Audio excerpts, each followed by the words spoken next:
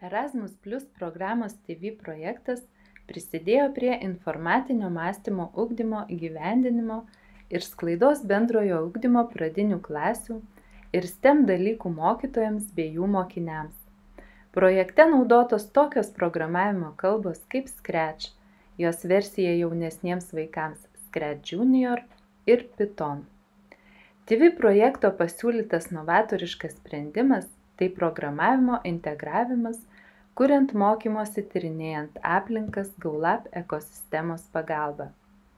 TV mokytojų geroji praktika parodė, kad GoLab įgalina kurti ir taip pat įgyvendinti klasėje aplinkas, skirtas tyrinėjimų grįstam STEM dalykų mokymuisi, kuriant su mokiniais interaktyvius žaidimus ir istorijas, sprendžiant įvairias problemas.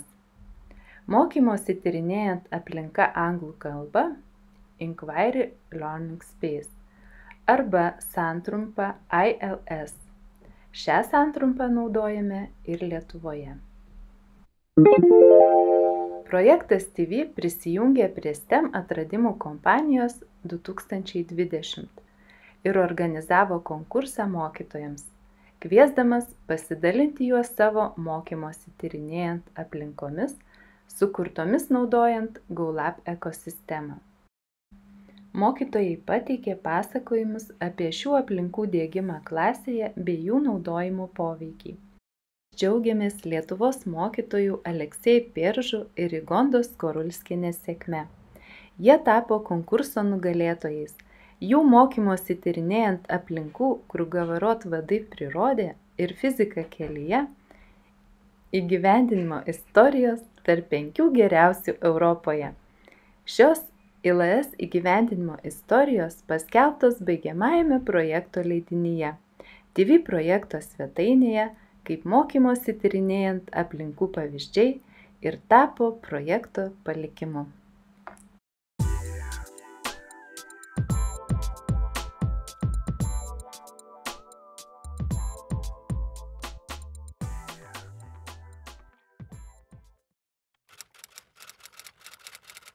Prie didžiojo teleskopo Kanarų salose aš sutikau Rosą Doran, kuri yra viena iš šito projekto iniciatorių entuziastų. Nuo to ir prasidėjo mano artimesnė draugystė su GoLab. Visada su didžiuliu noru įsitraukiu, kai matau, kad yra kažkokios naujovės, ko dar nebuvo.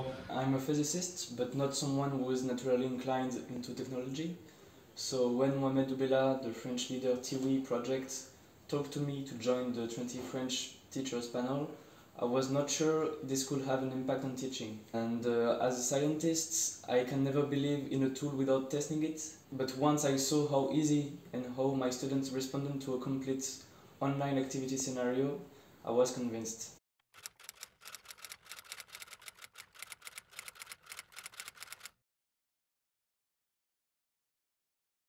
Tai pamokos ar užsiėmimo scenarijų, kuriame yra suplanuotos veiklos nuo sudominimo iki išvadų padarimo, iki pamokos apibendrinimo, taip pat su gera doze informacijos mokytojui, kad jis galėtų analizuoti savo veiklą pamokos metu, mokinių veiklą pamokos metu, darytų išvadas ir kurtų kitus geresnius scenarijus savo pamokoms. ILS tai yra šiuolaikinė aplinka, šiuolaikinis įrankis, kurį galima panaudoti mokinių tyrinėjimų, kompetencijų lavinimui. Ir dar, kadangi tai yra IKT priemonė, tai dar lavina ir mokinių tas skaitmenines kompetencijas.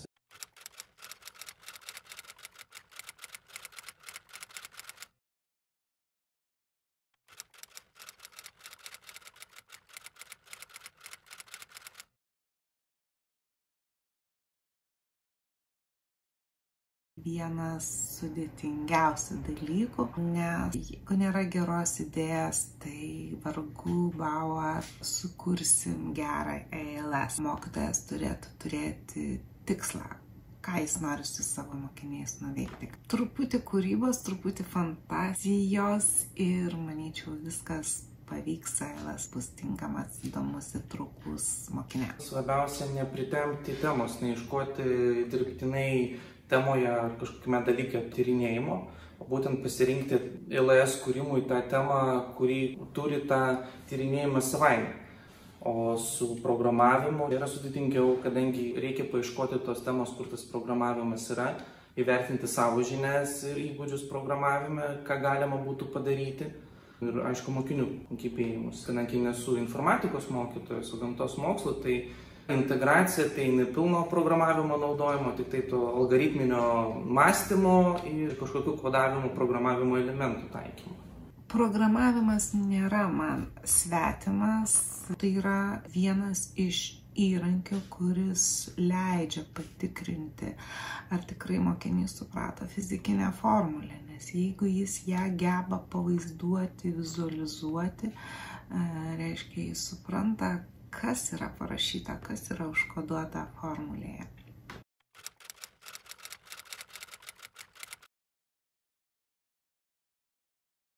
Sėkmė buvo tai, kad aš buvau išsinagrinėjusi labai daug kitų mokytojų sukurtų pamokų. Išklausiau ne vieną specialistų paskaitą apie tai, kas yra tas geras ALS. Na ir nepagailėjau laiko parengiant pamoką savo mokiniam. Viskas prasideda nuo mokinių. Aš žinau klasę, kurią norėjau pabandyti, išbandyti. Žinau, kad su šiais mokiniais viskas pavyks. Tai paslaptis yra mokiniai. Jeigu aš turiu klasę, kurie žinau, kad viskas suveiks ir viskas pavyks, gal ne iš pirmo karto, tai visada skatinu ir motyvuoju.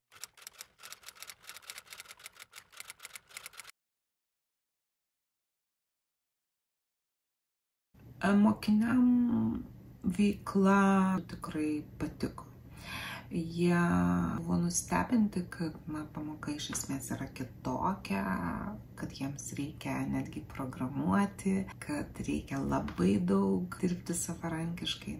Faktiškai užsiėmimas truko 2 akademinės valandas ir jie turėjo pakankamai daug savarankiško darbo. Mokiniai yra vyresni, jų išvadų tikrai verta įsiklausyti. Tokios pamokos jiem yra patrauklios, jiem yra įdomios, bet jos tikrai neturėtų būti kiekvieną pamoką. Nauji dalykai, ypač viskas, kas susijęs su technologijom, su kompiuteriai, planšetiniais ir telefonais, visada yra įdomu. Jei pamato kažką naujo, tai labai įsitraukia. Netgi jeigu yra klasės, kur aš naudoju Labs jau 3 metus, jiems vis tiek visada yra įdomiau. Jie gali savo tempą nustatyti, nereikia skubėti, kiekvienas daro savo tempų, dirba toje aplinkoje. Mokiniai visada labai teigiamai vertina tokių įrankių naudojimą. They feel like they can learn at their own pace. It's playful, they can repeat activities as often as they want, and it helps to understand the concepts better. So for me, that's the bottom line. We want the student to understand the concept. It's the 21st century and we don't care about memorizing content anymore. Why remembering facts when you can just Google it? And more we talk about the 21st century skills. We want students to be critical, to collaborate, to produce some content, to be able to search online effectively, to experiment. And with GoLab activities, the students have the chance to develop those skills by learning in an active way.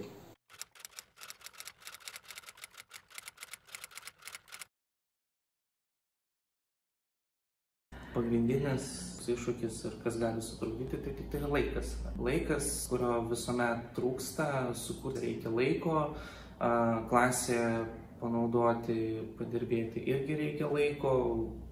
Laiko pamokos metu nėra labai taip daug.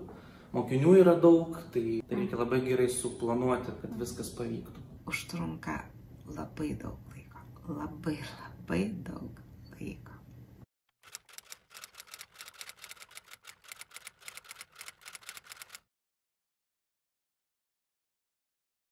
Not a great deal. Even in conventional lab work, students work independently and I act more as a guide when they need me. But as we use the GoLab more often, students get to work in pairs and they experiment online. They end up learning a lot in far more student-centered way.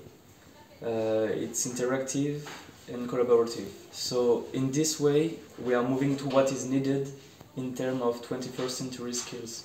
Iš mokytojo, iš enciklopedijos ir žinių šaltinių pavirtau konsultantų, kuris tiesiog padeda mokiniams pamokos metu. Gal kas nustebino mokinius, kad aš irgi moku programuoti.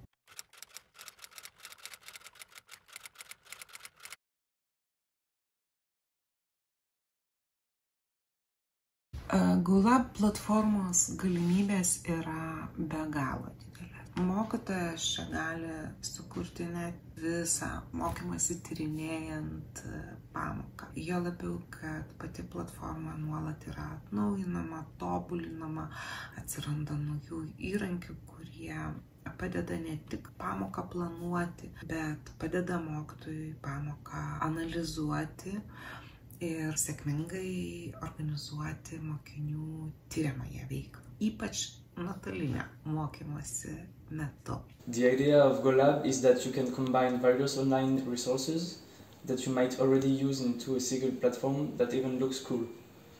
So teachers can put the videos, simulation, quizzes and other apps in all one place and integrate them into a single activity that students can access easily and repeatedly. They can do it from the classroom, at home or from everywhere. Nežinau nei vieno įrankio, kuris turi tiek daug galimybių sudėlioti taip, kaip mokytojui reikia. Turi didžiulę biblioteką visokiausių laboratorijų ir programėlių, kurių galima panaudoti. Plus dar galima įdėti kitų įrankių nuorodas ir panaudoti. Didžiulę laisvę ir didžiulės galimybės mokytojui sukurti tokią pamoką interaktyvią, tokią aplinką, tokią scenarijų, koks reikalingas mokytojui.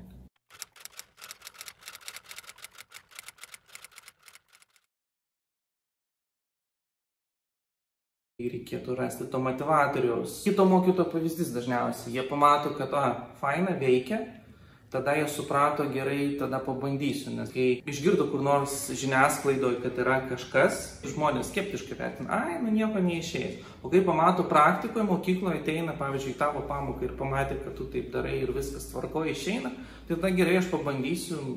Tai nėra lengva, tai yra įtraukiančiai, panašiai kaip į tą juodąją skylę. Tai yra patrauklų mokiniam ir tai duoda neblogų rezultatų.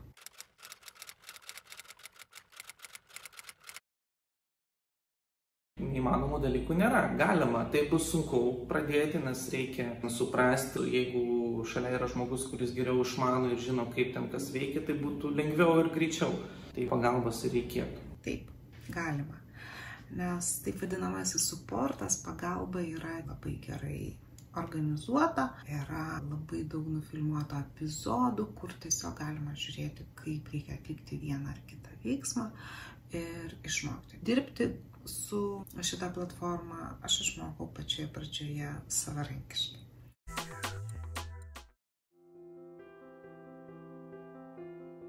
Do you have questions how to create your first ILS? What application do you need to use? How it works? How you can configure it? What pedagogical theory is supported by GoLab ecosystem? This and other questions the GoLab ecosystem answers by providing support service. You can get here how to start with Grasp, how to create an ILS, how to set up apps, develop and use offline ILSs, etc. On this page, you can find different options, for example, to compile your manual. You can select the language of your manual.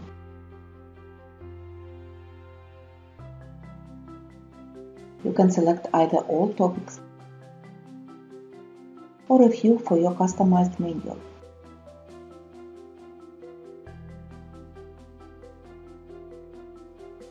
Then you should download it. Another interesting instrument is online training modules, which developed using pedagogical and technological advantage of the GoLab ecosystem. The training offers 3 informative and 4 exemplary modules.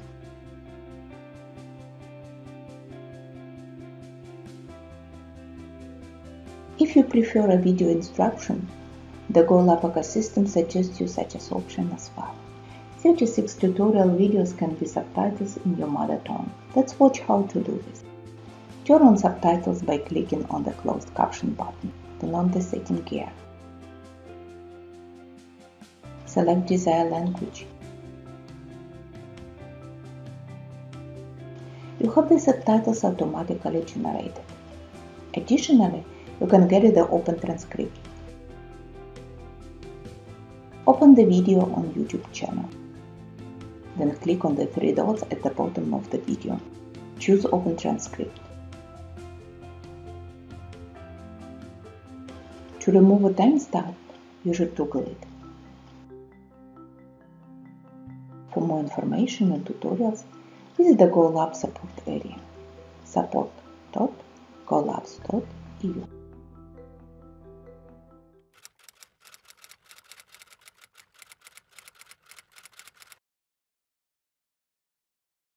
Darbas komandoje pradžioje tikriausiai būtų sudėtingesnis, nes reikėtų daugiau planuoti, daugiau derinti tarpusavyje. Tačiau rezultatas tikrai būtų geresnis, sutaupytume pamokų, mokymosi proceso laiko ir mokiniam tai būtų naudingiau, nes jie pamatytų, kad pasaulis yra vientisas ir nesidalina į atskirus dalykus. Bendradarbiavimas tai yra visada geras dalykas, kai netgi mokiniai mato, kad mokytojai dirba kartu, mokytojai kūrė kartu ir mato tą integravimą dalyke, tai visada ir pačius mokinius skatina bendradarbiauti, jie supranta, nes visas pasaulis jis yra integruotas. Viskas, kas vyksta biologijoje ir susijęs su to, kas vyksta fizikoje, taip pat ir programavimas ir IT, viskas tai yra mūsų kasdieninio gyvenimo dalis.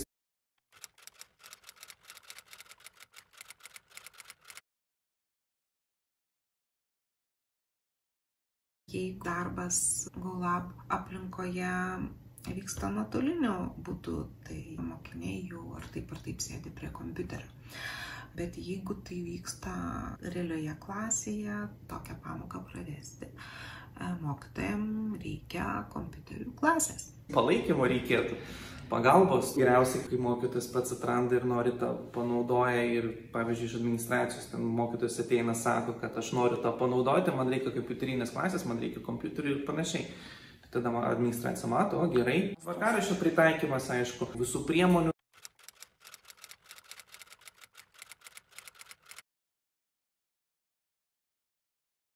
Pirmas etapas, ką reikėtų padaryti, tai reikėtų sukurti lietuviškų pavyzdinių ALS-ų pavyzdžių ir kuo daugiau, kad pačioje pradžioje mokytojas nebūtų priverstas kurti, pačioje pradžioje mokytojas galėtų išbandyti jau sukurtą scenarijų, galėtų patobulinti, pakoreguoti pagal save, pagal savo mokinius. Ir tuomet, kai jis pastebės, kad tai tikrai vaikams patinka, kad tai traukia, kad tai duoda rezultato ugdymo procese, tada, manyčiau, natūraliai ateis poreikis pačiam kurti. ALS? There is always some resistance to anything new. And people think it's complicated, as I did in the beginning, or they don't want to change what they are doing, because I think inertia is human. But my experience showed that it isn't complicated and it's worth trying. By getting involved with GoLab, you meet people from outside the country and gaining creativity and inspiration, so we can always find a way to connect new ideas with our curriculum. So there is no excuse not to try something new. Tiesiog kviesti mokytus iš kitų mokyklų į savo pamokas. Kartais taip darome. Svarbiausias tai, mano galva, pradėti nuo pačios mokyklos, kad vienas mokytojas mokykloje paskleistų kitiems mokytojams. Svarbiausia nesustoti, visuomet tobulėti ir LS kūrime, tai svarbiausias yra dar vienas dalykas, tai yra kūrybiškumas. To kūrybiškumo ir linkėčiau. Ačiū.